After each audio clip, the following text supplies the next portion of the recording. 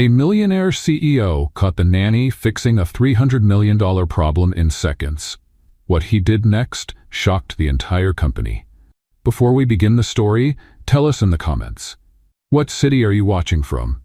And at the end, don't forget to rate this story from 0 to 10. Enjoy the story.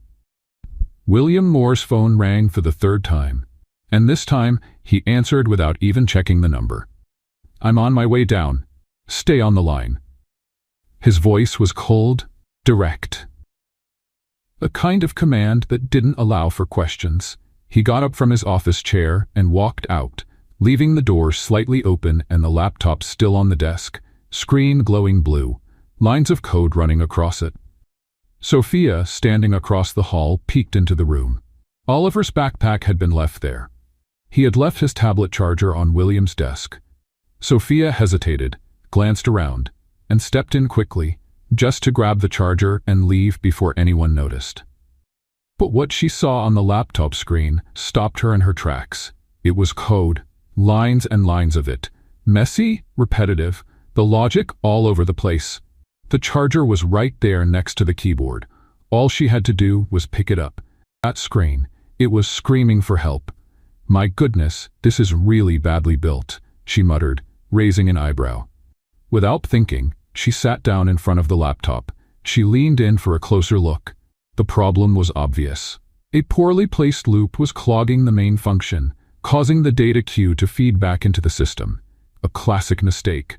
Still on instinct, she started typing. Her fingers moved across the keyboard with surprising speed for someone who just took care of kids. Her expression was calm and focused, like she did this every day, and once she had, but no one there knew, or almost no one.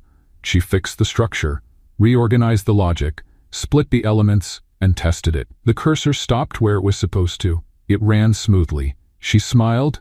There. Breathe, system. That's when she heard the voice. "What are you doing?" Sophia froze. Her heart jumped so hard that for a second, she thought she'd hit her head on the edge of the screen. She turned around slowly. William was standing in the doorway, his face frozen between disbelief and fury. I, she tried to speak, but no sound came out. He stepped inside, eyes wide like he'd just caught a thief.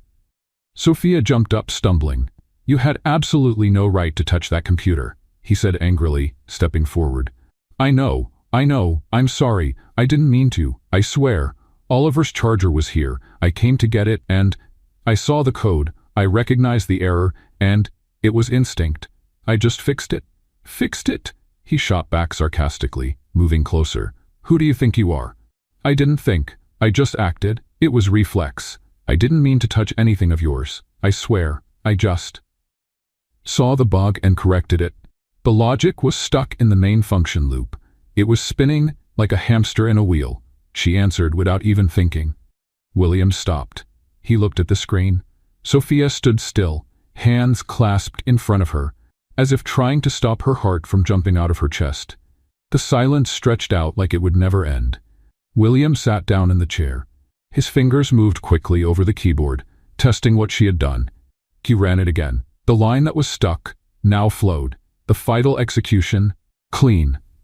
The bug that his team, some of the best software engineers in the country, hadn't been able to fix in 2 weeks, was solved. He couldn't believe it. But the numbers were there. "You," he began, his voice no longer angry, just stunned. "You just saved a $300 million deal," he said, still staring at the screen. Sophia took a step back, unsure if that was a compliment or a reason to be arrested. I'm really sorry. Truly. You can fire me. I shouldn't have." He raised his hand, motioning her to stop. William stayed quiet for a moment. Then he stood up. She took another step back, ready to leave the room. Ready to leave the city, if she had to. He looked at her with an unreadable expression. "That was brilliant." Sophia's eyes widened. "That doesn't change the fact that I invaded your space and messed with something I shouldn't have." "Yes, and by doing that, you saved a project that's been keeping me up at night." He turned, studying her more carefully. "Who are you, really?" "I'm just your son's nanny." She let out a nervous laugh, trying to lighten the tension. So Am I still hired as the nanny, or did I just quit as an accidental hacker? William didn't answer right away. He stared at the laptop screen. The fixed code flashed like undeniable proof of what had just happened. He ran a hand through his hair, a gesture Sophia had noticed he made when processing something big. "Have a seat," he finally said, pointing to the leather armchair beside the desk. Sophia hesitated. "Look, if you're about to give me a lecture on privacy and professional boundaries, I'd rather hear it standing.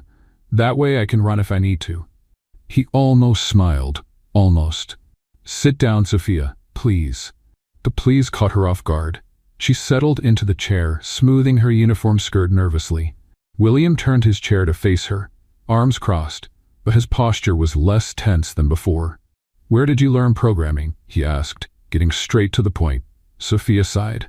"Queen Anne Public Library, computer section, shelves J47 through J52, if you want to check." "Library?" His disbelief returned. "Yep, boss. Not everyone is born with money for MIT or Stanford. Some of us have to work with what we've got." She crossed her legs, suddenly more confident. "Python for beginners, JavaScript made easy, fundamentals of data structures. I read them all, twice. Some parts, 3 times. William studied her like he was trying to solve a complicated puzzle. "And where else?" "Free online courses, Khan Academy, Codecademy, Free Code Camp." Sophia counted on her fingers. "All free, all in the middle of the night, after Oliver was asleep and before you woke up." She chuckled. "Did you know your Wi-Fi is amazing at 3 a.m.? You used my internet to study programming." His voice was somewhere between annoyed and impressed. "Technically, I was in the house, and technically, you never said I couldn't." She shrugged. "But don't worry, I never touched any of your personal stuff. I'm an ethical intruder." William shook his head, stunned. "How long have you been studying all this?" "About 3 years. Started as curiosity, turned into an obsession, and now it's apparently a reason for an interrogation." 3 years? He leaned forward. "And you never mentioned it?" Sophia laughed, a genuine and disarming sound.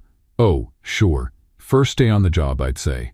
'Hi, I'm Sophia. I'll be taking care of your kid, and oh, by the way, I can also hack banking systems in my spare time.' Totally normal, right?" "It's not hacking when you fix bugs," William muttered, mostly to himself. "Thanks for the technical clarification, Professor." Sophia stood up. "But now that you know my dark secret, I'm heading back to work. Oliver's probably wondering where I went." "Wait," William stood too. "Did you go to college?" Sophia stopped at the door and slowly turned back. "I started a computer science degree at the University of Washington, 2.5 years. "Started? What happened?" For a moment, Sophia's playful mask slipped. "Life happened. Bills to pay, family to take care of, dreams that cost more than I could afford." "And you just gave up?" The question came out sharper than William meant. Sophia straightened her shoulders, the playful glint in her eyes replaced by something firmer. "Gave up?" She laughed, but there was no humor in it this time. "I didn't give up on anything. I made choices. I chose to pay rent instead of tuition. I chose to work instead of drowning in debt. I chose to survive instead of dreaming." William felt something strange in his chest, a feeling he couldn't quite name.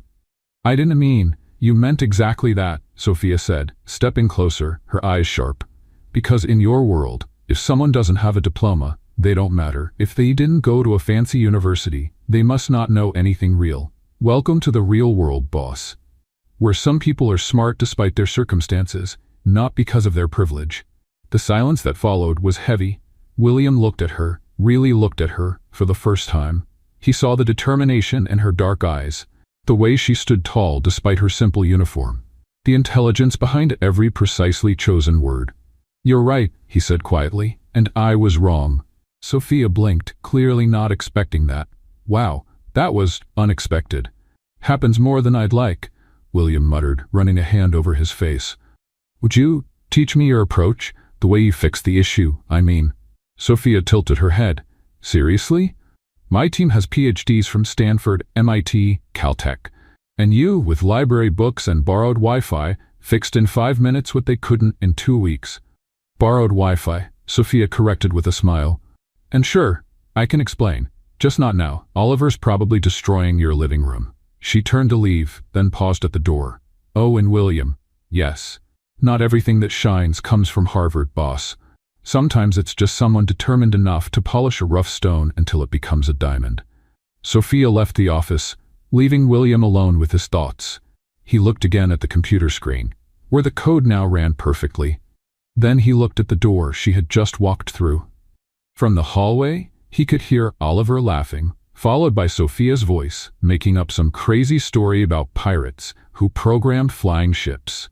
William found himself smiling, something he hadn't done in weeks. He sat back down and tried to focus on his overflowing inbox, but his mind kept going back to the conversation, to the way Sophia had defended her choices without playing the victim, to the sharp intelligence hidden behind her disarming humor, to how she had put him in his place without losing her grace. William Moore had always thought he knew exactly how to classify people. He'd sort them quickly, useful or useless, smart or average, driven or complacent. But Sophia didn't fit into any of those categories, and somehow that bothered him in a strangely pleasant way.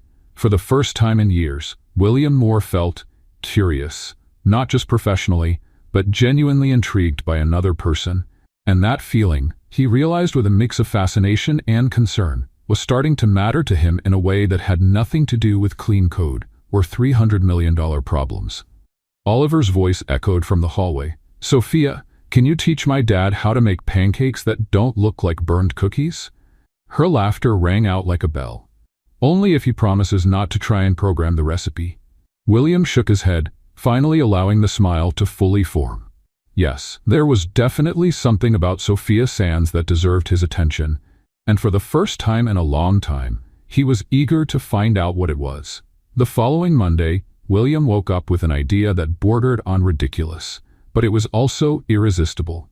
If Sophia really had the knowledge she'd shown, he needed to be sure, not because he didn't trust her, but because of scientific curiosity.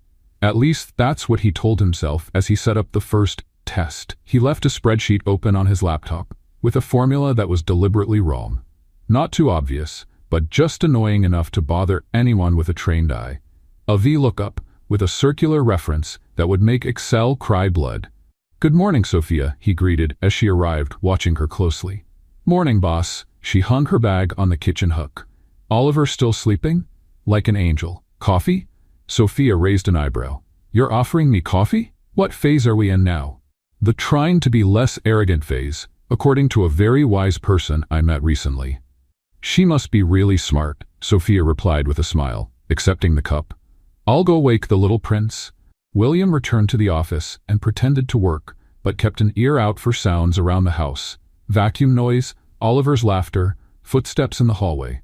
After an hour, he found a sticky note on his monitor. "Your spreadsheet had the hiccups. VLOOKUP isn't supposed to loop forever unless you're trying to create a black hole in Excel. Fixed it. You're welcome. S." William smiled. Phase 1 of the test passed. On Tuesday, he was more subtle. He left a Python script open with messy indentation, something that wouldn't break the code, but would definitely make it behave oddly and drive any programmer crazy. The note was taped to the keyboard. "Whoever formatted this needs help. Looks like it was attacked by rival gangs of tabs and spaces. I got them organized. Now they live in peace. S. P.S. Always use 4 spaces. Always." William laughed out loud. Oliver, who was running down the hallway, stopped at the door. "Why are you laughing by yourself, Dad?" "Sophia says people who laugh alone are usually planning something sneaky." "Sophia says a lot of wise things," William muttered, folding the note. On Wednesday, he raised the difficulty. He left a PowerPoint presentation open, written in Comic Sans, with bright, clashing colors and wild animations, an intentional eyesore. This time, the note came with a new presentation. "My eyes bled. I made a version that won't trigger seizures. Arial 12, professional colors, smooth transitions. Visual respect is everything, boss. Your investors will thank you. S. P.S. Comic Sans is a crime against humanity." William opened the new version and was stunned. She hadn't just fixed the design. She had reorganized the content in a way that was more logical and impactful. It was professional. Extremely professional. On Thursday, he decided to test more specific knowledge. He left a piece of JavaScript code with a poorly structured recursive function that would cause a stack overflow. It was the kind of error only someone with solid skills would catch. The note came back with a full correction. Your recursion was more lost than a tourist in Sao Paulo. I implemented memoization to improve performance and keep the browser from having a nervous breakdown. Now it runs as smooth as samba at Carnival. P.S. Recursion without control is like Oliver without supervision. Guaranteed disaster. William stopped pretending he was just curious. This woman had solid technical knowledge, a sharp sense of aesthetics, and, on top of that, she was funny. It was unsettling and fascinating. On Friday, he couldn't resist one final test. He left a spreadsheet with real financial data, nothing confidential, but complex, with several incorrect formulas and awful formatting. He wanted to see how far she'd go.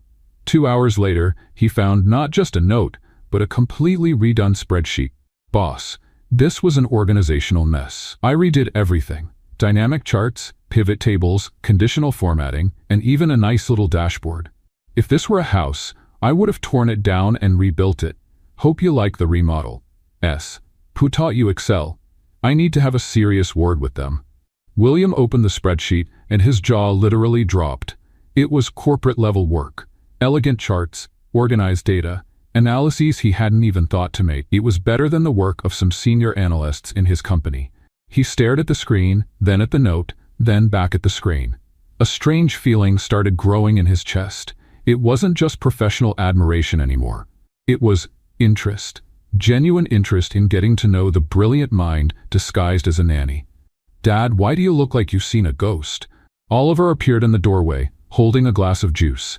It's not a ghost, son. It's surprise.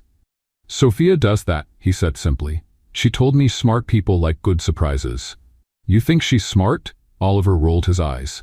Dad, she solves my math problems faster than you, and she makes dinosaur-shaped pancakes. And yesterday, she fixed my video game when you said we'd have to call tech support. William smiled. That's true. Can I tell you a secret? Oliver whispered dramatically. Of course. Sophia stays up late, messing with the computer in the living room. I saw her when I went to get water. She was making colorful drawings on the screen. Colorful drawings on the screen. Probably coding or studying. William felt a stab of guilt for testing her behind the scenes when she was clearly using her own time to keep learning. Oliver, do you like Sophia? Obviously, she's fun, and she doesn't get mad when I ask weird questions. Oliver took a sip of juice. You like her too, right? The question caught William off guard. Why do you think that? Because you stop frowning when she's around, and you smile more. Sophia says smiling is good for the heart. Out of the mouths of children. William looked at his son, impressed by his perception. She really does say a lot of wise things. Yep, Oliver took another sip. Oh, and Dad? Yes, Sophia left a note for you on the fridge. She said it was important. William's heart started to race. Important how? I don't know.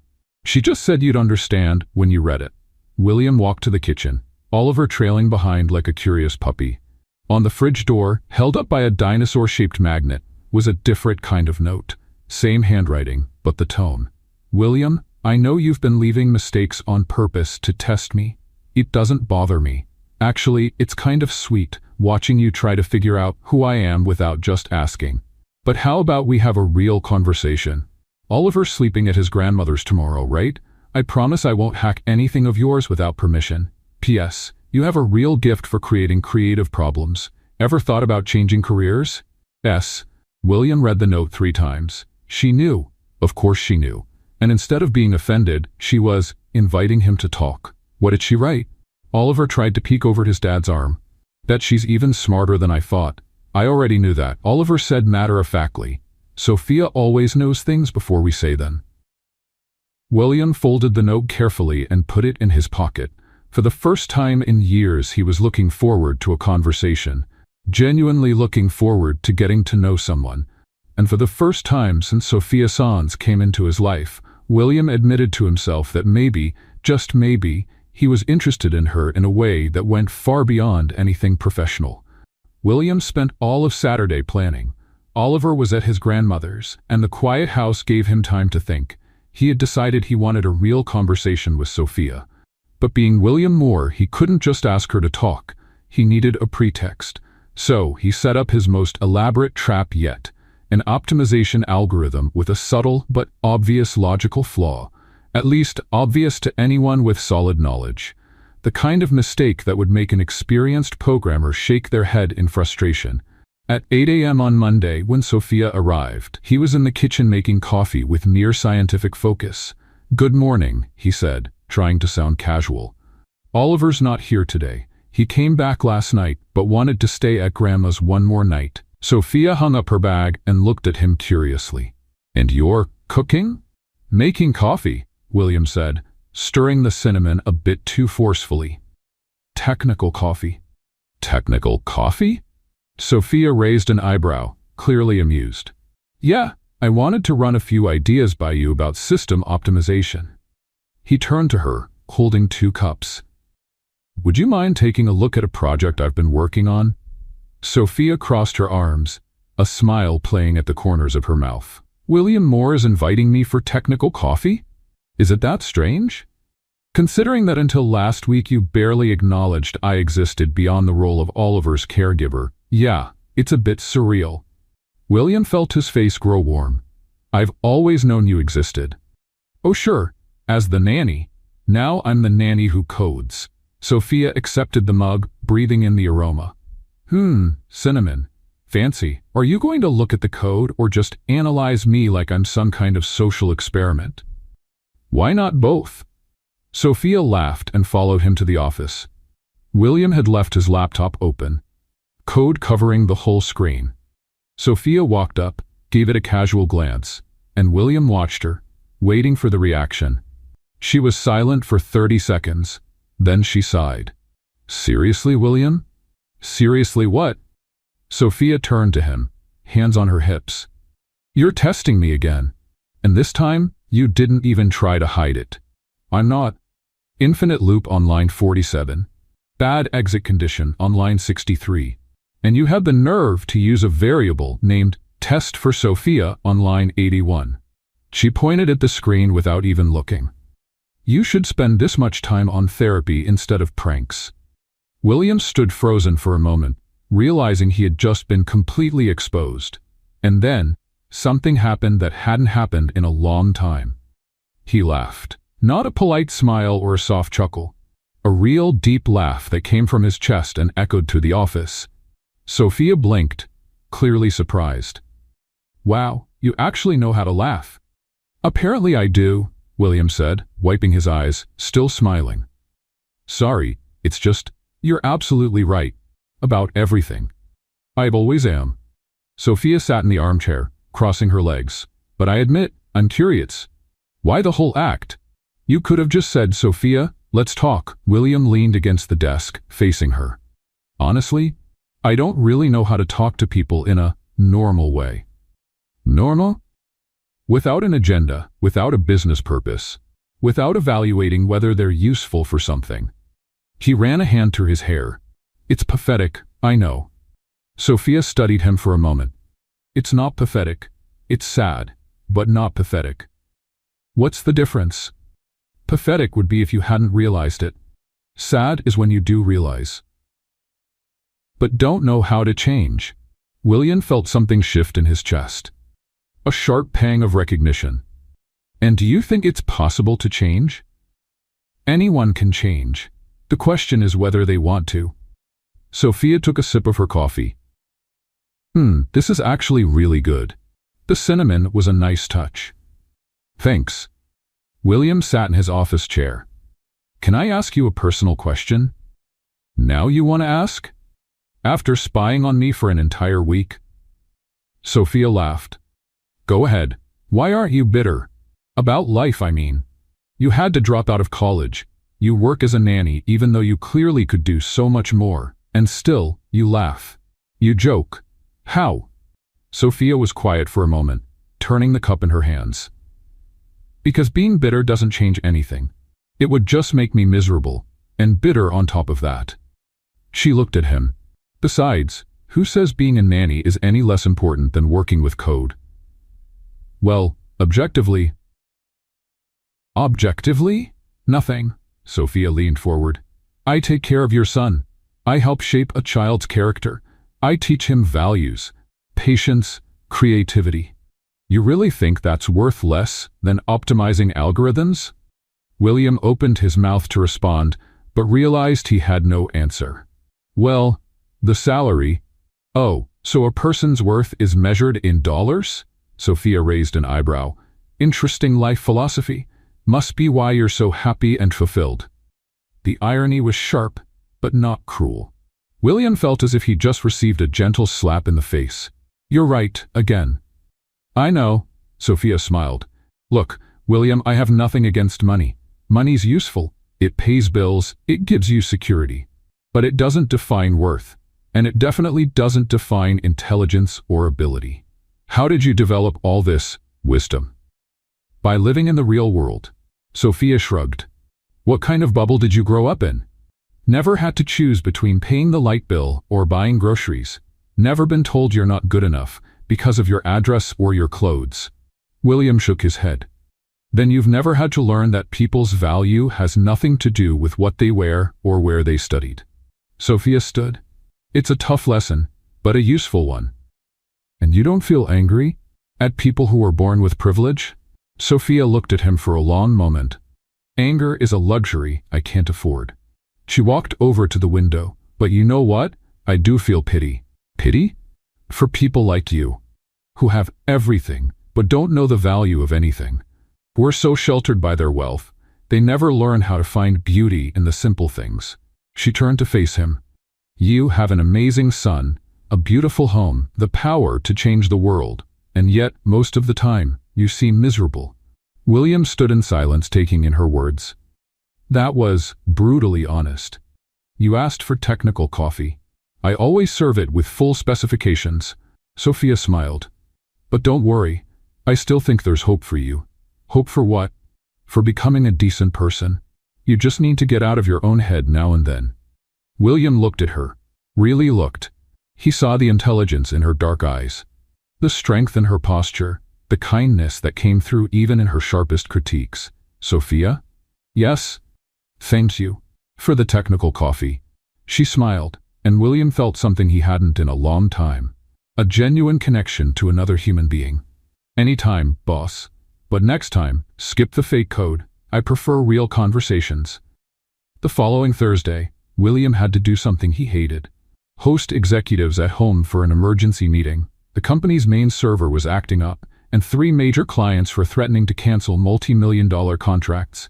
Sophia, we're going to have some traffic around here today, he said over breakfast. 5 or 6 execs are coming for a meeting. Would you mind staying invisible? She finished with a dry smile. Sure, boss. I'll blend in with the wallpaper. That's not what I meant. It's just, they're complicated. Complicated like difficult personalities, or complicated like ignorant and prejudiced? William hesitated. A bit of both. Sophia laughed. Don't worry, I can handle temperamental executives. I've taken care of Oliver on his worst days. By 2 p.m., the penthouse was packed.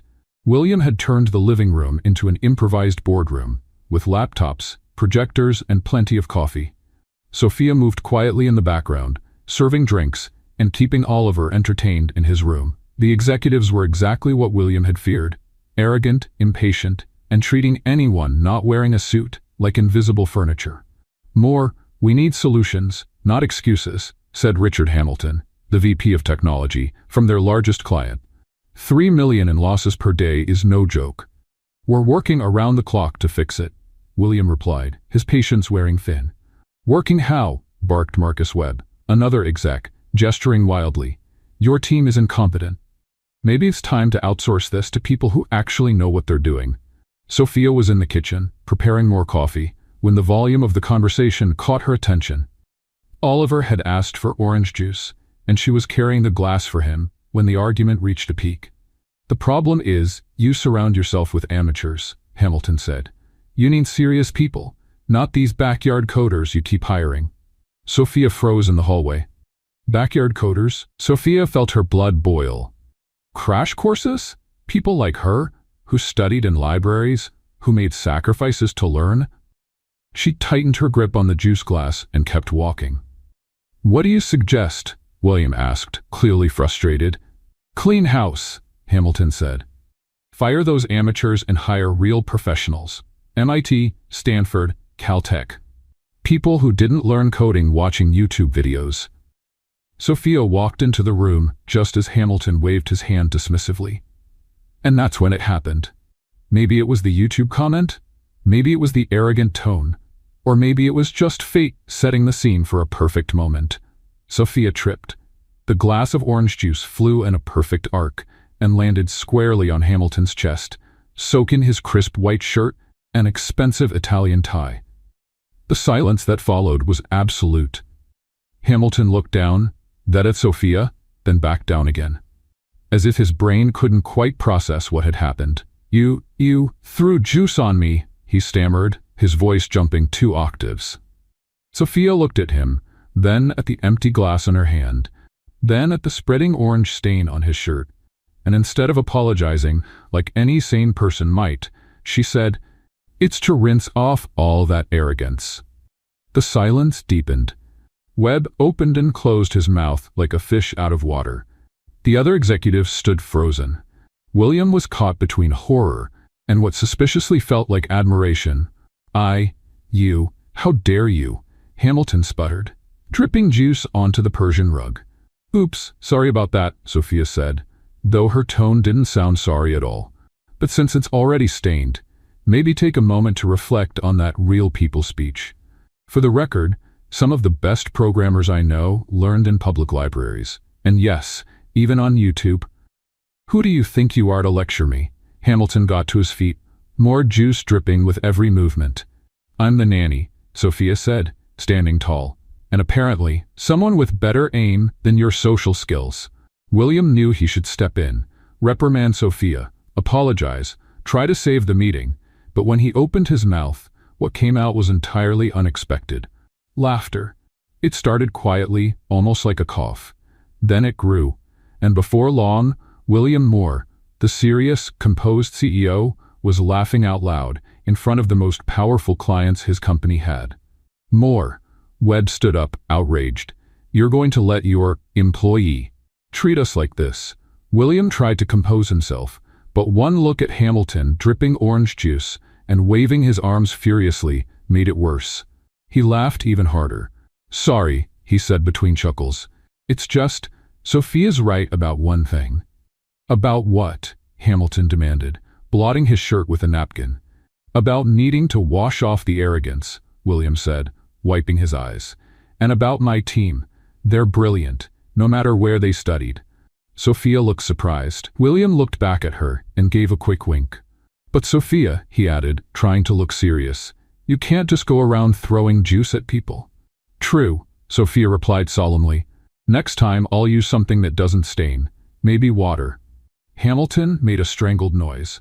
Webb looked like he might have a stroke. "This is unacceptable," Hamilton declared. "We demand a formal apology." "Of course," William said, still smiling. "Sophia, would you like to apologize?" Sophia thought for a moment. "I apologize for wasting perfectly good orange juice. Oliver would have loved that juice." The executive stormed out in a huff, muttering threats and indignation. William closed the door behind them and turned to find Sophia, picking up shards of glass. "You do realize we probably just lost $3 million contracts," he said. Sophia paused and looked at him. "Are you mad?" William considered the question. He should be furious. He should be calculating losses and thinking up damage control strategies. But instead, he felt light, as if a weight he hadn't realized he was carrying had finally lifted.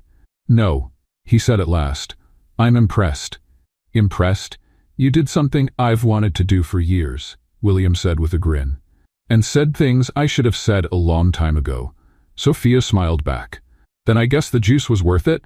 "Every drop." From down the hall came Oliver's voice. "Sophia, where's my juice?" Sophia and William looked at each other and burst out laughing. "I'll just tell him the juice went to a noble cause," Sophia said, still laughing. "And I'll call my lawyers," William replied. "But first, thank you." "For what?" "For reminding me who I used to be, before I became so serious." Sophia smiled. "Anytime, boss. But next time, give me a heads up. I'll bring extra juice." 3 days after the juice incident, as Oliver had named it, life at the penthouse had mostly gone back to normal. Almost normal. William noticed he was smiling more. His conversations with Sophia had become less formal. and she had started leaving notes even when there were no codes to fix. The last one read, "We ran out of coffee. I bought more. Don't thank me, pay me with a day off. S." It was Friday night and William was in the office, trying to figure out why the company's main server kept showing random outages. His team's technical reports were inconclusive. Everything worked perfectly during testing, but the system kept crashing at unpredictable times in production. Oliver was asleep. Sophia was in the living room, folding laundry while watching a Netflix show, and William was on the verge of a nervous breakdown. "Damn it," he muttered, running his hand through his hair for the 20th time. What's going on with this system? He had reviewed logs, analyzed performance metrics, even run manual diagnostics. Nothing. The server just failed. No pattern, no clear cause, no logical explanation. It was the kind of problem that could sink the company if not resolved soon. He got up to get more coffee and passed through the living room. Sophia sat on the couch, surrounded by neatly folded piles of clothes, eyes fixed on the TV. "Working late again?" she asked without looking up. "Server issue. I can't pinpoint the cause." "Huh." Sophia folded one of Oliver's shirts with military precision. "Did you check the virtual memory logs?" William stopped in his tracks. "How do you know about virtual memory logs?" "YouTube University, remember?" Sophia smiled. "And I may have skimmed through some of your reports while cleaning the office." "Sophia, relax. I didn't touch anything confidential. Just glanced over a few things." She finally looked at him. "But seriously, did you check for a memory leak? Could be what's causing the crashes." William stared at her. "No. My team's been focused on code issues and network problems. Memory leaks are sneaky. Everything seems fine at first, then it slowly gets worse until boom. System crashes." Sophia folded another shirt. "But hey, you're the expert. I just watch TV and take care of a kid." William went back to the office with a strange feeling in his gut. Not nausea, anticipation. He opened the virtual memory logs he had completely ignored. And there it was, a systematic leak in the cache module, hidden during testing because it only showed up after many hours of continuous use. In production, where the system ran 24/7, the problem built up until it crashed everything. "My God," William murmured, fingers flying over the keyboard to confirm the finding. That was it. The issue that his team of PhDs couldn't find was right there, clear as day, in the logs no one fought to check. He started implementing a fix. But then he paused. Through the slightly open door, he could see Sophia at the dining table, now hunched over her personal laptop, probably studying. The soft blue light of the screen lit up her focused face. A crazy idea crossed his mind. William gathered the full technical reports, including the newly discovered issue, and accidentally left them spread out on the kitchen table. Then he went back to his office and pretended to keep working. 20 minutes later, he heard footsteps in the kitchen. Sophia, probably getting a glass of water. William hid behind the door, feeling ridiculous, but too curious to stop himself. He heard the rustling of papers. Then silence. A long silence. "William?" Sophia's voice came from the kitchen. He pretended to be deep into work. "Yes. You left some reports on the table." "Oh, thanks. Must have forgotten them." More silence. Then the unmistakable sound of a chair being pulled out. William waited 15 minutes before heading to the kitchen. Sophia was leaning over the documents, pen in hand, making notes in the margins. "Find anything interesting?" he asked, trying to sound casual. Sophia looked up. "Do you want the polite answer or the brutally honest one?" "Always brutal honesty with you." "Your team was looking in the wrong place," Sophia said, pointing to one of the pages. "You focused on code and connectivity issues, but completely ignored resource management. And the problem is right here." Sophia circled a section of the report. "Memory leak in the cache module. Look at the timestamps of the failures and compare them to the memory usage spikes." William leaned in, pretending to analyze what she had pointed out. "You're right. How did we miss this?" "Because you're all too much of experts." Sophia leaned back in the chair. "Sometimes the simplest answer is the right one. It doesn't have to be complicated to be serious. And how would you suggest we fix it?" Sophia grabbed a blank sheet of paper and started sketching a diagram. Add a more aggressive garbage collector here. Optimize the cash release here. And implement real-time monitoring here. She finished the drawing and slid it over to him. 15 minutes of work, tops. William looked at the diagram. It was clean, efficient, and right. Completely right. Sophia, this is brilliant. It's obvious, she said, standing up and gathering the papers. But you already knew that, didn't you? That's why you left the reports here. William felt his face warm up. I didn't. William, Sophia looked at him with that smile that clearly said, don't underestimate me. You were watching me work. I heard you moving behind the door. Sorry, it was scientific curiosity. Sophia folded the papers and handed them to him. Well, your scientific curiosity just saved your company. Again. Sophia, relax, she cut in. I'm not mad. Actually, it's kind of cute, watching you try to figure out how my mind works. Cute? Like a scientist studying a new type of butterfly. Sophia laughed. But now you owe me. What do you want? A raise? A promotion? I can? William. Sophia placed a hand on his arm, and he felt a small jolt. Stop. Stop what? Trying to fit me into your corporate boxes. She pulled her hand back. I don't want a title. I don't want a promotion. I don't want to be the former nanny who became CTO. Then what do you want? Sophia looked him in the eyes. Respect. Acknowledgement that intelligence doesn't come attached to a diploma. And maybe, she smiled, for you to stop pretending you're not curious about who I really am. William felt his heart pick up speed. Sophia. Good night, William, she said, heading for the door. Are you going to fix that server or just stand there processing this all night? After she left, William stood in the kitchen holding the reports. On top of the stack was a sticky note that hadn't been there before. You can pay me in pizza. Or respect. Your choice. Both would be nice, but I'm not picky. P.S. Stop spying on me. If you want to know something, just ask. William smiled and went back to the office. He implemented the fix in 10 minutes. The server stopped crashing immediately. But as he watched the system metrics return to normal, his mind was somewhere else. It was on Sophia. How she had solved a $1 million problem like it was a simple puzzle. How she didn't ask for anything but dignity. And how, for the first time in his life, he was genuinely interested in getting to know someone not for what they could do for him, but for who they were. William Moore was beginning to realize that maybe, just maybe, he was falling for Sophia Sands, and that both terrified and excited him. The storm hit without warning on a Tuesday night. Seattle was used to rain, but this was different. Winds near 60 miles per hour, lightning streaking across the sky like electric veins, and rain so heavy it looked like a gray curtain had fallen over the city. William was in the office when the lights flickered for the first time. Oliver was fast asleep, worn out from running around the apartment after the rain had canceled their park plans. Sophia was in the kitchen, finishing the dishes from dinner. This doesn't look good, William murmured, glancing out the window as another bolt of lightning lit up the sky. As if the universe heard him, all the lights went out at once. The penthouse was plunged into total darkness, broken only by the flashes of lightning outside. William? Sophia's voice called from the kitchen. I'm here. Are you okay? I'm fine, but I think the whole city just lost power. William walked over to the window. She was right. All of Seattle was in the dark. Only a few backup generators dotted the skyline with tiny spots of light.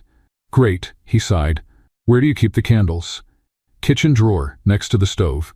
Flashlights in the pantry. 15 minutes later, they had turned the living room into a surprisingly cozy space. Candles placed around the tables created golden circles of light, and the fireplace, which William almost never used, was lit, casting dancing shadows on the walls. Oliver didn't even notice, Sophia said as she came back from the boys' room. He's sleeping like an angel. Good for him. William was sitting on the couch, watching the rain hit the windows. I should be working, but without internet. The world's not going to end if you relax for one night. Sophia sat in the armchair beside him, legs tucked underneath her. When was the last time you did nothing? William thought for a moment. Honestly, I can't remember. That's sad. It's practical. It's lonely. Sophia picked up a candle and placed it on the coffee table between them. Have you always been like this? Full-on workaholic? Not always. William leaned back on the couch. When Oliver was a baby, I tried to balance things more. But after my ex-wife, he stopped abruptly. Sorry, I don't have to talk about that. Only if you want to. Sophia tucked a strand of hair behind her ear. Sometimes it helps to talk. William was quiet for a moment, listening to the rain. She said I was married to my job. That she and Oliver always came second. His voice was low, almost lost in the sound of the storm. And she was right.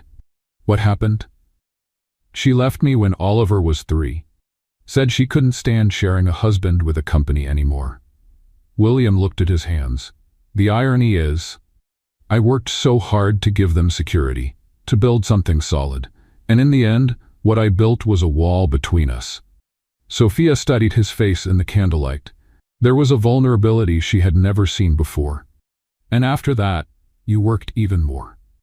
It was easier than facing the fact that I failed as a husband and a father. William. Sophia leaned forward. You didn't fail as a father. Oliver loves you. Now he does, but for a long time, he barely knew me. William gave a sad smile. You've done more for him these past few months than I did in the first few years of his life. That's not true. It is. You teach him, play with him, listen to all those crazy stories he makes up. I was always too busy. Sophia was quiet for a moment. Want to know a secret? Sure. Oliver talks about you all the time. My dad is really smart. My dad builds important things. My dad has a computer that talks to the whole world. She smiled. You're his hero. William felt something tighten in his chest. Even when I barely paid attention to him? Kids see love in different ways. For Oliver, you working to take care of him was love. You being home every night was love. You thinking about his future was love. How do you know so much about kids? And about everything? Sophia looked at her hands. Experience. I kind of raised my little sister. Kind of? Totally, actually. Sophia picked up a candle and started turning it between her fingers. My parents died in a car accident when I was 22 and she was 10. All of a sudden, I was responsible for a child. William felt his heart skip. Sophia. That's why I left college. I couldn't afford tuition and raise a child at the same time. She gave a small, sad smile. Isabella needed stability. She needed someone who was present, not a sister who studied all day and worked all night. Where is she now? Med school in California, 2nd year. The pride in Sophia's voice was unmistakable. She's going to be a pediatrician. She says it's because I taught her that taking care of children is the most important thing in the world.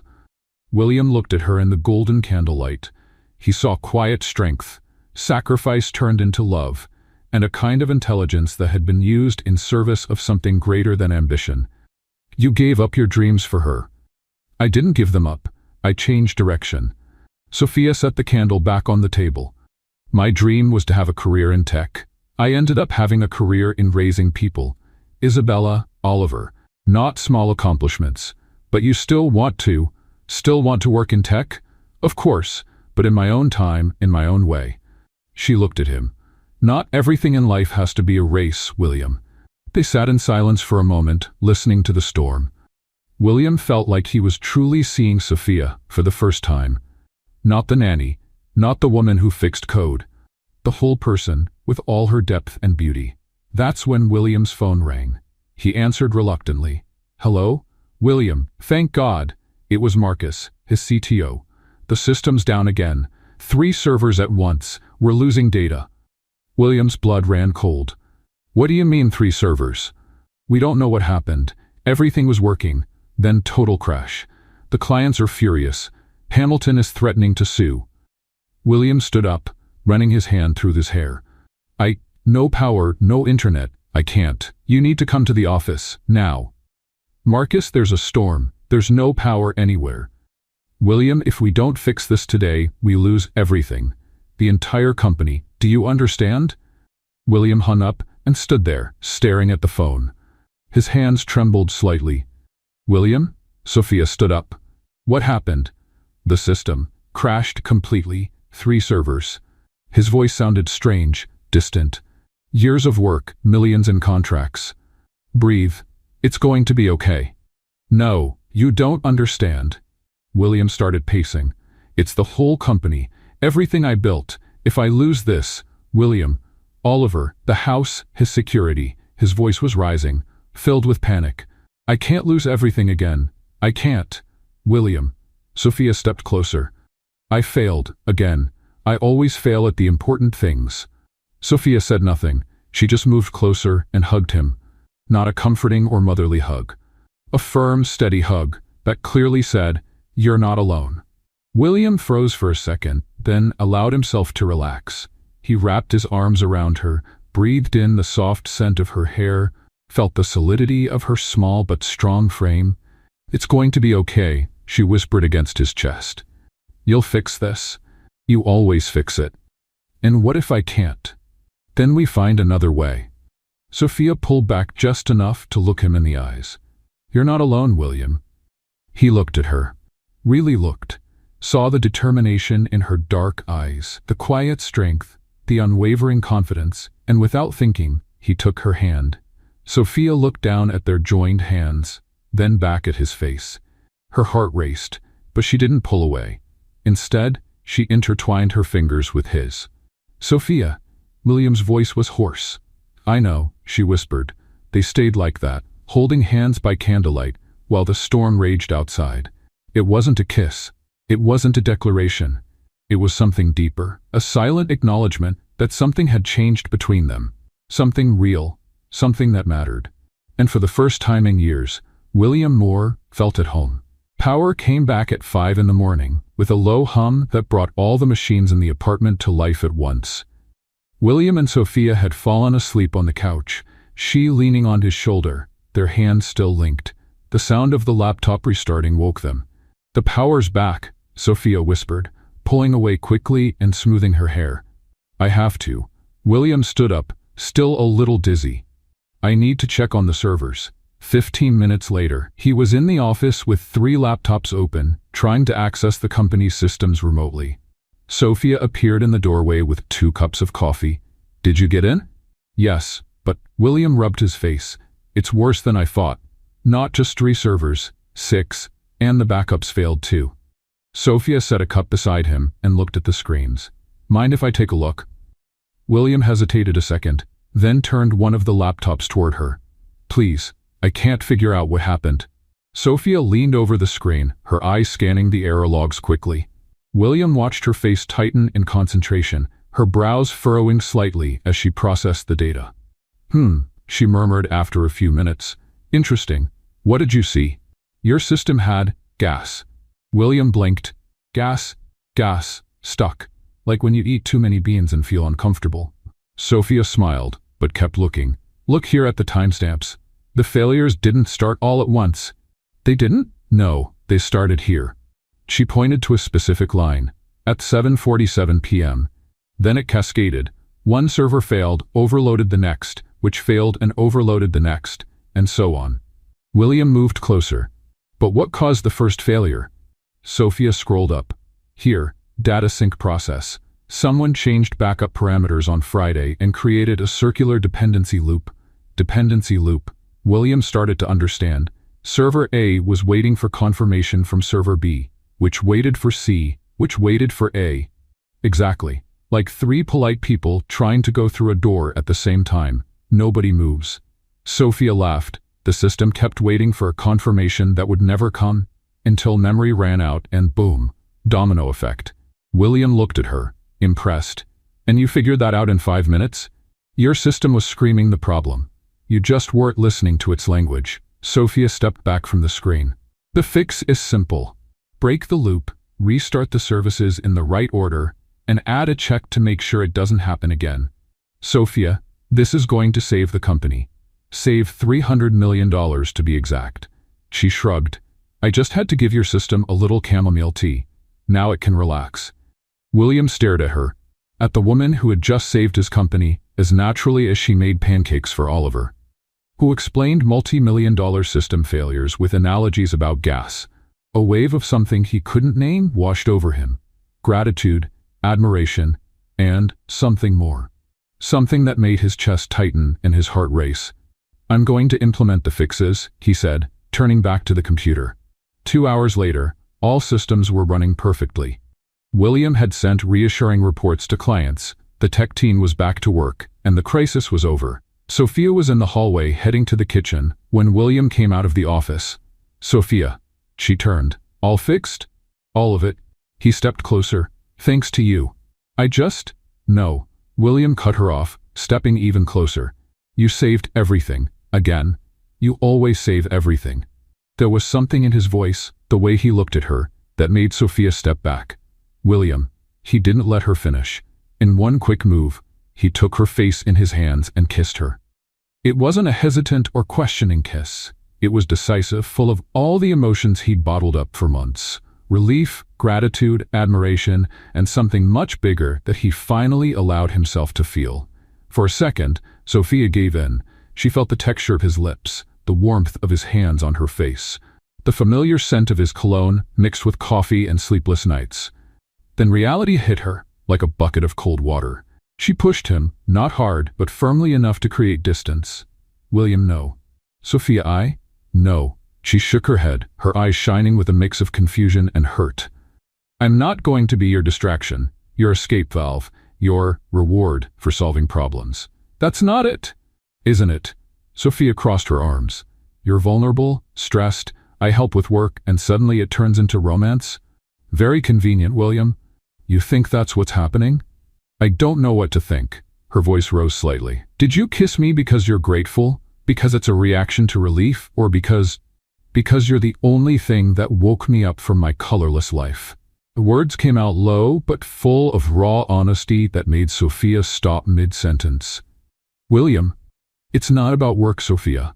It's not about you fixing problems or saving the company." He moved closer again, but didn't touch her.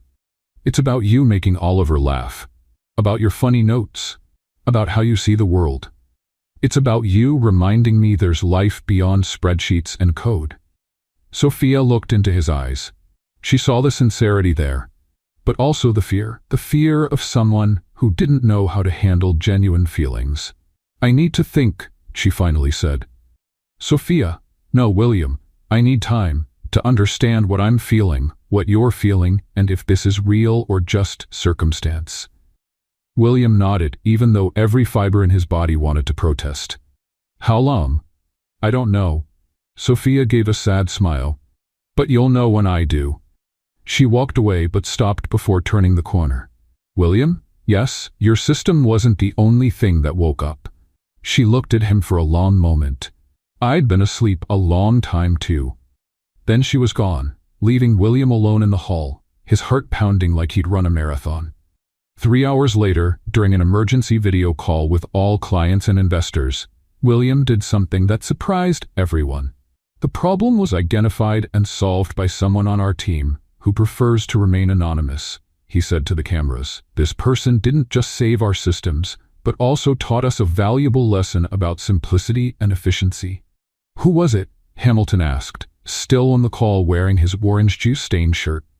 "Someone who reminded us that intelligence doesn't come with labels or diplomas. Someone who solves $300 million problems the same way they solve everyday problems, with logic, creativity, and a lot of good humor." After the meeting, Marcus came up to William. "Boss, who was it, really? The whole team's curious." William smiled. "Someone special, very special." But as he spoke, his eyes drifted toward the kitchen door, where Sophia was probably making Oliver's snack, pretending the world hadn't completely changed that morning. The server problem was fixed, the company was saved, the clients were happy. But William knew the real challenge was just beginning, and for the first time in his life, it was a challenge he really wanted to face. 2 weeks had passed since the kiss in the hallway. Sophia and William had found a strange balance. They talked normally, worked together when needed, but there was a tension in the air, like electricity before a storm. Oliver, with the sharp sense kids have, had noticed. "Why do you two keep staring at each other and then looking away?" he asked during Friday breakfast. Sophia almost choked on her orange juice. William pretended to be very interested in his emails. I don't know what you're talking about, little guy, Sophia said, messing up his hair. You look like two scared kittens, Oliver laughed. My teacher said kittens do that when they like each other but are shy. William coughed loudly. Sophia decided it was time to take Oliver to brush his teeth. Later, when Oliver was watching cartoons, William approached Sophia in the kitchen. Sophia, I need to make you a proposal. She turned cautious. What kind of proposal? Professional, totally professional. William raised his hands. The company's quarterly event is next Thursday. I want to officially introduce you as a technical consultant. William, just listen. You saved the company 3 times. The shareholders deserve to know who's behind these solutions, and you deserve the recognition. Sophia shook her head. No. Why not? Because I don't want to be your circus, the babysitter who codes, the curious case to entertain executives. She crossed her arms. I told you what I want, remember? Respect, not a show. William nodded, clearly disappointed. I understand, and I respect your decision. Thank you. But, he hesitated. Would you come to the event? As a guest? Sophia studied him. Why? Because Oliver will be there. It's a family-friendly event, and I want him to see where I work. And, William lowered his voice. Because I'd like you to be there. Sophia sighed. Okay, but as Oliver's babysitter, not the mysterious consultant. Deal. The TechCore quarterly event took place in the grand ballroom of the Fairmont Olympic Hotel. It was the kind of event William usually hated. Corporate speeches, forced networking, and executives competing over who wore the most expensive suit. But this time was different. Oliver was fascinated by everything. The lights, the sound system, the giant screen presentations, and Sophia. Sophia looked beautiful. She wore a simple navy dress, nothing fancy, but it highlighted her dark eyes and the natural confidence she carried. Several people came up to greet her, assuming she was William's wife. I'm actually the babysitter, Sophia would say with a smile, enjoying the surprised looks that always followed.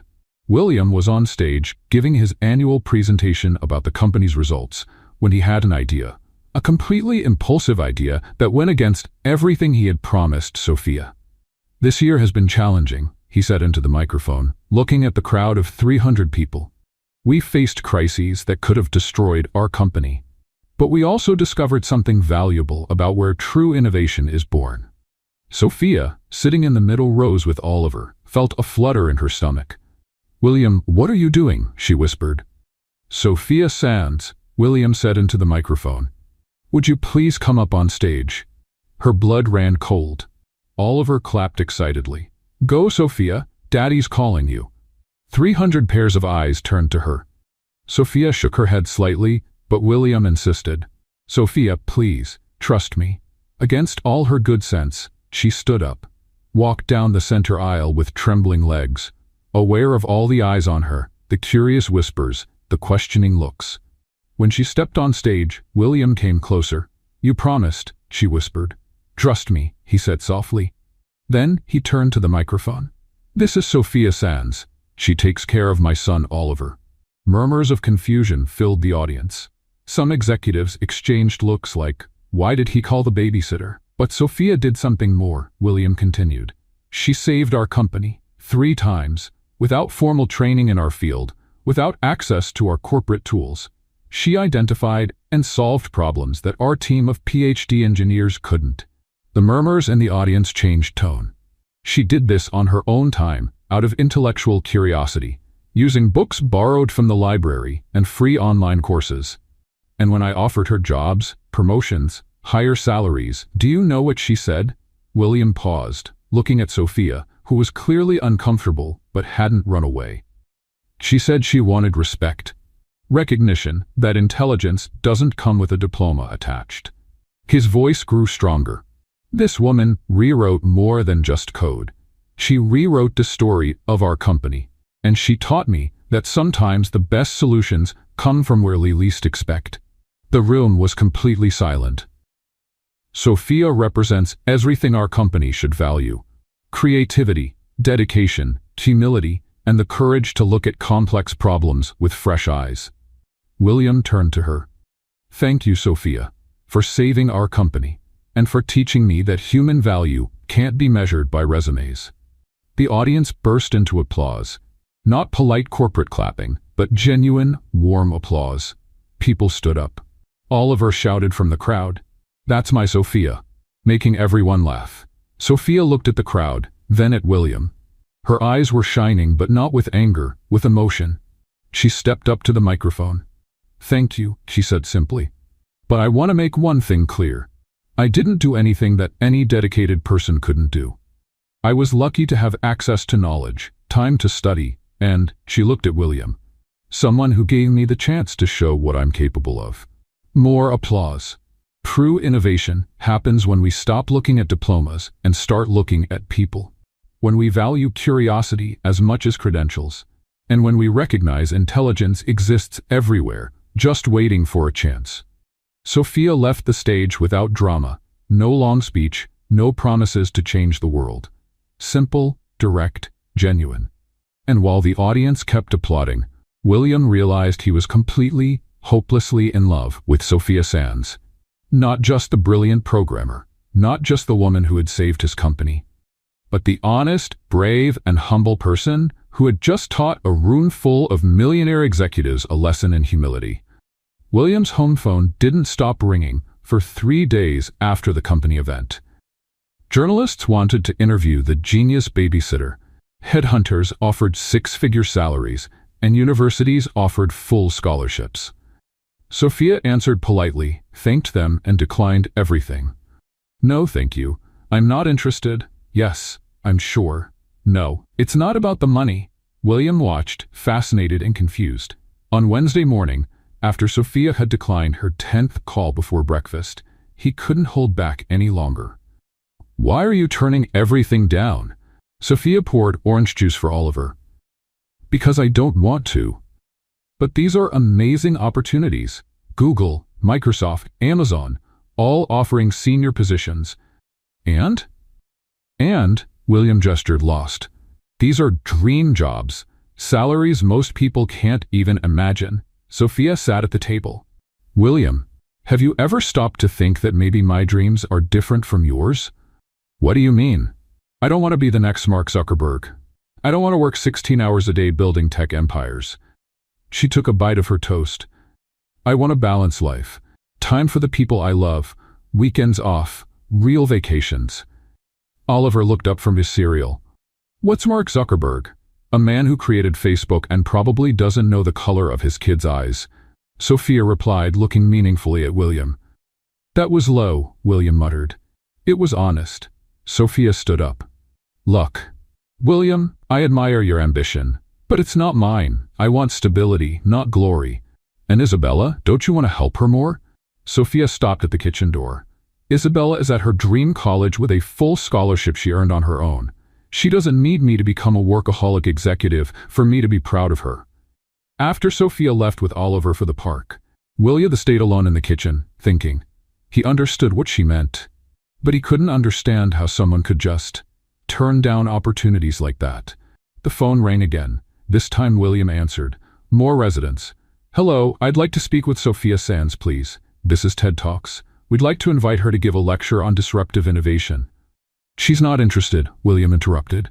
"But you didn't even ask." "I don't have to. She wants a quiet life." "Thank you." William hung up and stared at the phone. A quiet life. When was the last time he had wanted that? On Friday, the calls finally slowed down. Sophia was in the living room, folding clothes, while Oliver played video games, when William showed up with a strange look on his face. "I got an interesting call today." "Another recruiter?" "No, it was the dean from the University of Washington. They want to create a scholarship in your name, for low-income students interested in technology." Sophia stopped folding.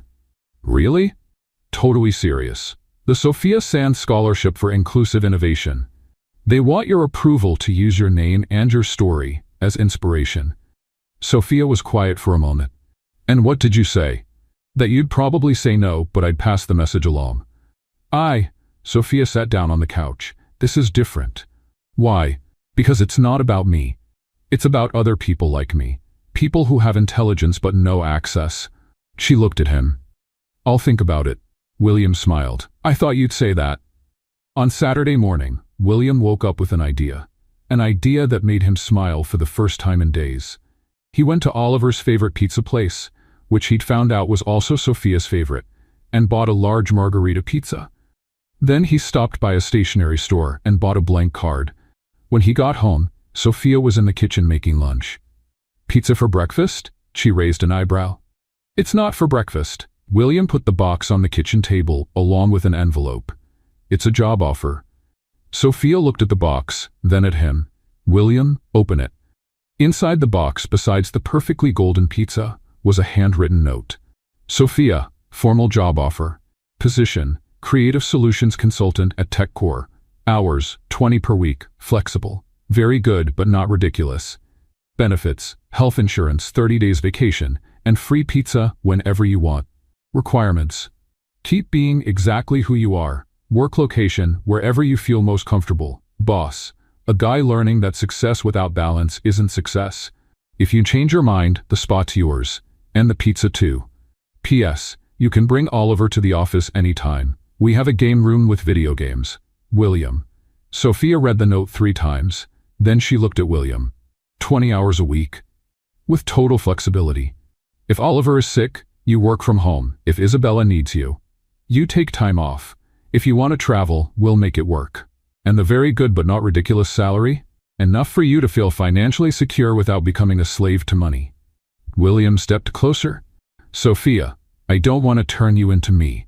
I want to learn how to be more like you." Sophia took a slice of pizza. "What if I don't accept?" "Then you don't accept, and you stay the most important person in Oliver's life. And mine." Sophia chewed thoughtfully. "This pizza is great. It's from Gina's. Oliver said it's your favorite." "Really?" She took another slice. "William?" "Yes?" "You said the most important person in your life." William felt his heart speed up. "I did. Was that on purpose?" "Totally on purpose." Sophia smiled. "Good to know." She finished her slice quietly.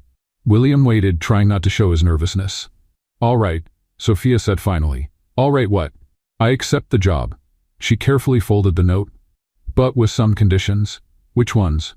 "First, no introducing me as the former babysitter turned consultant.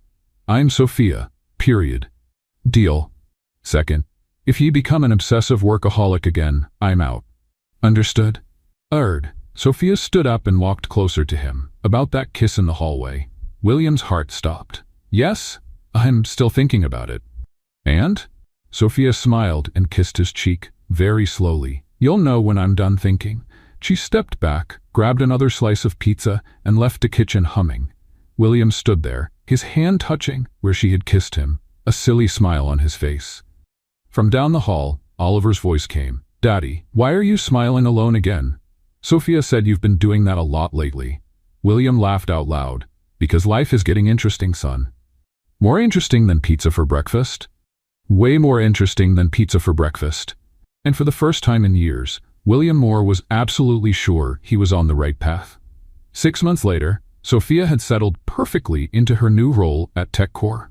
She worked 3 days a week at the office, 2 days from home, and had managed to improve the efficiency of 5 different departments without ever working more than 6 hours straight. "She's like she has a superpower," Marcus said during a meeting. "Solves in 2 hours problems that took us days to understand." William smiled every time he heard comments like that. Sophia hadn't changed who she was. She just found the right place to shine. And he was learning that leaving the office at 6 didn't make the world end. Oliver loved going to the company on the days Sophia worked there.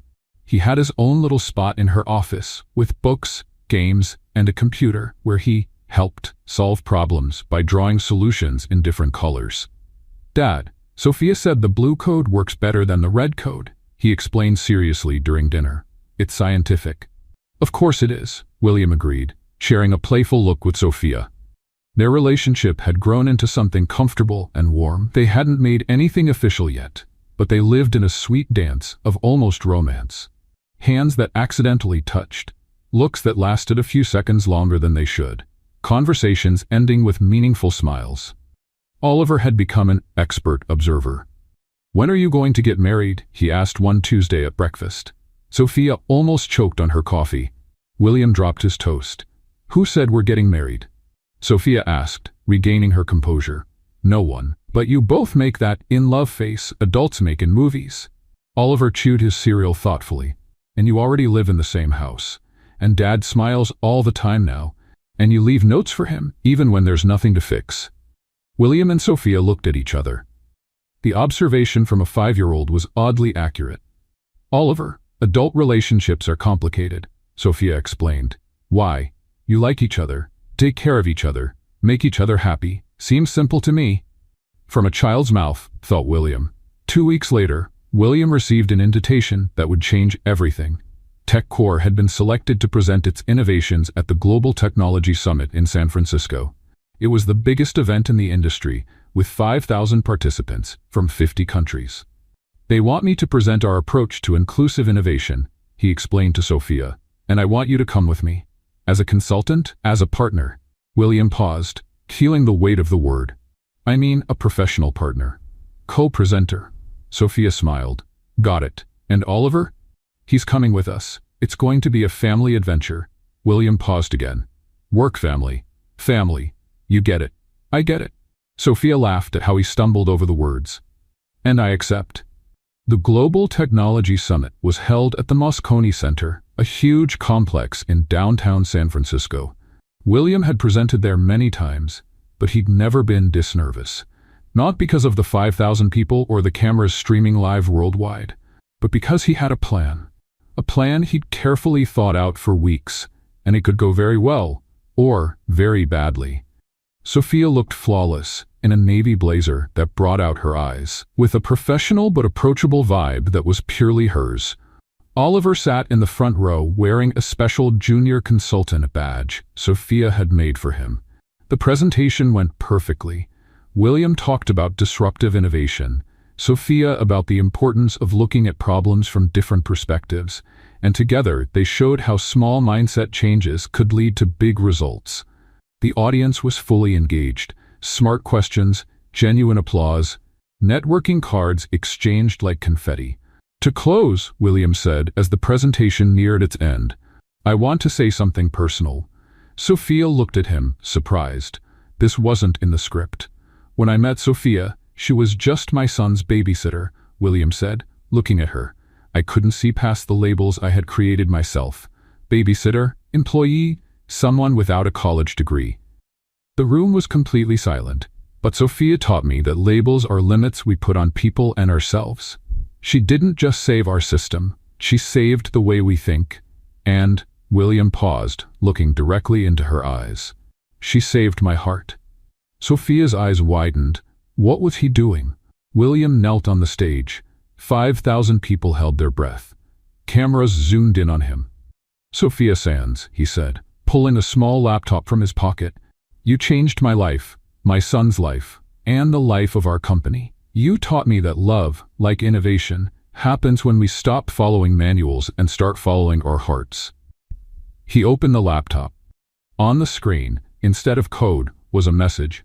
"Will you be my co-CEO in life?" And in the compartment where the battery usually was, there was a ring. "William," Sophia whispered, hands covering her mouth. "I know you don't like big shows. I know you prefer simple, private moments." William smiled. "But I wanted the whole world to know that you are the most extraordinary person I've ever met." The audience was completely silent. 5,000 people watching a marriage proposal at a tech conference. "So," William said, holding up the ring, "Sophia Sands, self-taught programmer, solver of impossible problems, the woman who taught me that intelligence comes from the heart as much as the mind. Will you marry me?" Sophia looked at him, at the ring, at the 5,000 people in the audience, and at Oliver, who was standing in the front row shouting, "Say yes, Sophia." Then she did something very typical of her. She laughed, not a nervous laugh, but a genuine, joyful, free laugh. "William Moore," she said, taking the microphone, "you are completely crazy. Is that a yes? That's a... Do you really think I'd say no after a proposal with a custom laptop at an international conference?" "So..." Sophia knelt down too. "Getting level with him. Yes, I'll marry you. She took the ring and examined it. But only if I can keep sending you scribbled notes fixing your code. Forever, William said, slipping the ring on her finger. The crowd went wild. 5,000 people stood up, applauding, cheering, whistling, cameras flashing, people crying, a sea of collective happiness. But Sophia and William only had eyes for each other. I love you, he said, finally saying the words he had been holding back for months. I love you too, she replied. Since the day you laughed at my jokes about memory leaks. That's when I knew it was true love, William laughed. Kiss her, Dad. Oliver shouted from the crowd, causing another wave of laughter. And there, on the stage of the world's biggest tech event, in front of 5,000 witnesses and cameras broadcasting live around the world, William Moore kissed Sophia Sands. It was a kiss that said everything that needed to be said. About code and hearts. About problems solved and lives changed. About love that comes when least expected and changes everything we thought we knew about ourselves. When they pulled apart, Sophia whispered, "Next time, warn me before you do public proposals. Next time, when you ask to renew our vows in 50 years. Sophia smiled. I want to be ready to give a worthy answer. William laughed, took her hand, and waved to the crowd that kept applauding as if it would never stop. 3 months after the proposal in San Francisco, William's penthouse was being transformed into something he never imagined. A wedding venue. Are you sure you want to get married at home? He asked for the 10th time, watching Sophia direct the decoration operation with the precision of a general. William, if you ask me that one more time, I'm going to put an infinite loop in the company's system, Sophia replied, adjusting a flower arrangement. Of course I'm sure. This is where our story began. This is where Oliver feels at home. This is where it makes sense. Isabella had arrived from Los Angeles the night before, glowing with happiness to see her older sister finally find someone who truly valued her. She and Oliver had instantly become best friends, united by their mission to make sure the wedding is perfect. Aunt Sophia, Oliver said, appearing in the room wearing a tuxedo that was way too small. My tie is trying to strangle me. Come here, little one. Sophia knelt to fix his tie. You know soon you'll have to call me stepmom, right? Can I still call you Sophia? Oliver asked seriously. Stepmom sounds too formal. You can call me whatever you want, as long as it's with love. Then I'll call you Mom Sophia. Oliver smiled. Because you're like a mom, but you're still my Sophia. Sophia felt tears well up. Mom Sophia is perfect. At 4 in the afternoon, guests began to arrive. It was a small celebration, just 40 people. Family, close friends, and some co-workers who had become part of their lives. Marcus showed up with his wife, still in disbelief that his workaholic boss was marrying the most sensible consultant in the company. Hamilton appeared, clean, juice-stain-free, and surprisingly humble after the events of recent months. Where's the bride? Asked the officiant, a cheerful woman Sophia had specifically chosen because she was less formal than a traditional priest. She's getting ready, William answered, nervously looking down the hallway. At 4:15, Sophia appeared, and she left everyone speechless. She was wearing her nanny uniform, the same simple blue uniform she wore on her first day of work, perfectly pressed, with a small flower pin on the pocket. Sophia, Isabella whispered in horror. You're not getting married in your uniform. Why not? Sophia shrugged, walking calmly over to William. It was in this outfit that I solved my first problem for him. It was in this outfit that he fell in love with me. It's the outfit of the woman he asked to marry him. William looked at her like she was the most beautiful thing in the world. You look perfect. Are you sure? Sophia did a twirl. Because I brought a backup outfit. You're perfect just like that. The officiant smiled. Well, this is definitely the most unique ceremony I've ever performed. Shall we start? The ceremony was simple and touching. They wrote their own vows full of inside jokes that made everyone laugh. William promised never to try impressing Sophia with fake codes again. Sophia promised to keep fixing his mistakes, in programming and in life. When it was time for the rings, Oliver came forward carrying the rings on a little pillow he had decorated himself, with tiny drawings of computers and hearts. With this ring, William said, sliding the ring onto Sophia's finger, I promise you a life full of adventures, fixed codes, and Sunday pizzas. With this ring, Sophia replied, I promise you infinite patience, funny notes, and unconditional love. I now pronounce you husband and wife, the officiant said. You may kiss the bride. But Sophia raised her hand. Wait, just a minute. She ran to the bedroom, leaving everyone confused. 2 minutes later, she reappeared wearing an elegant, simple but stunning wedding dress that perfectly highlighted her natural beauty. Now this is more like it, she said, smiling. I wasn't going to let the wedding photos be all in work uniform. The crowd laughed and applauded. William shook his head, smiling. You're amazing. I know. Sophia stepped closer. Now kiss me properly, husband. And he did. A kiss that sealed not just a wedding, but a partnership that had transformed 2 lives and an entire company. The party was exactly as they had planned. Relaxed, fun, and full of unexpected moments. The food was from their favorite pizzeria. The music included both jazz and reggaeton, and Oliver took over the dance floor, with moves he swore he learned from watching educational videos. When it was time to toss the bouquet, Sophia had one last surprise. Single ladies, come on up, she shouted. But beware, no traditional bouquet today. She pulled out a gold USB drive, decorated with a white ribbon. This USB contains all the codes I fixed for William over these months, she announced. Whoever catches it will gain special debugging powers. And she threw the USB behind her. Isabella caught it, laughed, and shouted, I'm going to hack the college system and improve my grades. That's illegal, Sophia shouted back, laughing. I learned from the best. As the party was winding down and guests began to leave, William and Sophia met in the office, the place where it all began.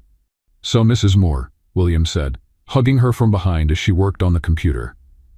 How does it feel to be a married woman? Period. The same.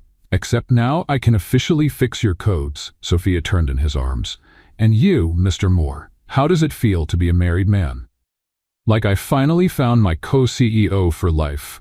William kissed her forehead. And look what I had framed for the office. He pointed to the wall where there was an elegant plaque with a phrase in gold letters. Never underestimate a woman with a rag in her hand and a plan in her head. Sophia laughed out loud. Perfect. But you know now I'm going to demand my own office, right? I already took care of it. Next door with a park view, top-of-the-line computers, and a coffee maker only you know how to use. And a nameplate on the door? Sophia Sands Moore, official solver of impossible problems. More, Sophia smiled. I like the sound of that. They were silent for a moment, looking out the window at Seattle lit up at night. It was the same view William had been looking at alone for years. But now everything seemed different. More colorful, more alive, more complete. Is Oliver asleep? Sophia asked. Like a rock, Isabella's reading to him. William smiled. I think we gained 2 families today. Definitely. Sophia snuggled closer in his arms. William? Yes? Thank you. For what? For seeing me, really seeing me. Not what I did, but who I am. Thank you, William answered. For teaching me that life is so much more than work, that intelligence comes in many forms, and that love happens when we least expect it. Sophia smiled and looked at the plaque on the wall. You know this phrase is going to become a legend of the company, right? I hope so. William kissed her again. I want everyone who walks in here to know that great things can come from unexpected places. Like a nanny who solved a $300 million problem?